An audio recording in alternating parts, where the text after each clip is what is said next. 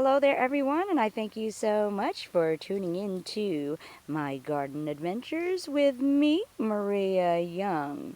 Okay, so today what we're going to do is we're going to focus on the Radicand Orchids, and we are going to show you the many phases and stages of the Radicand Orchid. Okay folks, so this is the infamous Radicand Orchid, but of course it goes under many different names. They also call it the Reed Orchid, the Epidendrum Orchid, the Poor Man's Orchid, and also the Crucifix Orchid. So many different names, but one thing that you always have to note about the quality of these Epidendrum Orchids or these Radicand Orchids is the fact that it grows on a stem that is similar to a reed, and that is why it is known as the Reed Orchid. Now, these reed orchids are very popular in the regards that it's very, very easy to take care of, it's very easy to propagate, and also these are profusive bloomers, blooming almost throughout the whole entire year. So you definitely get a bang for your buck in the regards of how awesome this orchid is. Now, when we talk about propagating, what I am talking about is actually taking these long stems right here, and you can literally break these up in two segments and plant them right in the ground, and they will grow more for you. Also, you will find that in the base of the plant, they will grow more. And another awesome quality about the Radicand Orchid, folks, is the fact that you will find a huge amount of baby kikis or baby plantlets of the Radicand Orchid growing right off of the stems of your plant. So this plant has a miraculous production quality in the amount of giving you lots and lots of babies. How exciting, folks! Okay, so now let's talk about the blooming process. Now, as you can see, this plant is rather long and far-reaching in the regards of its stems. And what happens is, after it gets to a certain length, you will begin to notice a certain spike beginning to form at the very tip. And you will notice it's not like the regular leaves that are coming up. Instead, it's at a pointed edge.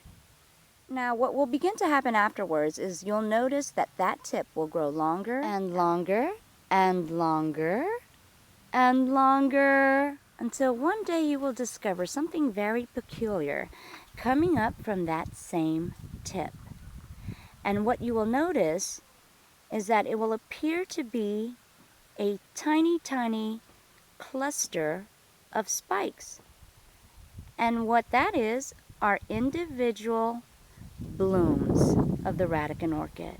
And as those cluster of spikes at the very tip begin to grow larger, you will definitely begin to notice the formation of each individual buds and what will soon become the blossoms of the Radicand Orchid.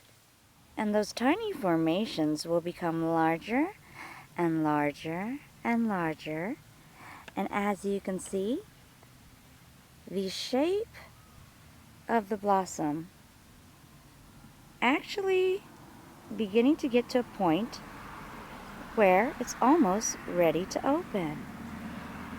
And then that glorious, magnificent day when indeed it becomes in full bloom.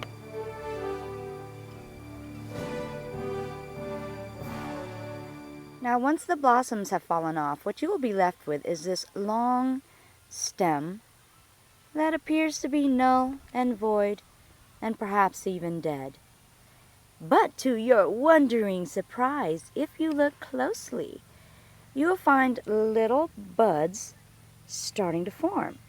Now, what will happen after those little buds form? They will show up as tiny, tiny baby kikis. And then you will have these kikis that are ready to be planted again.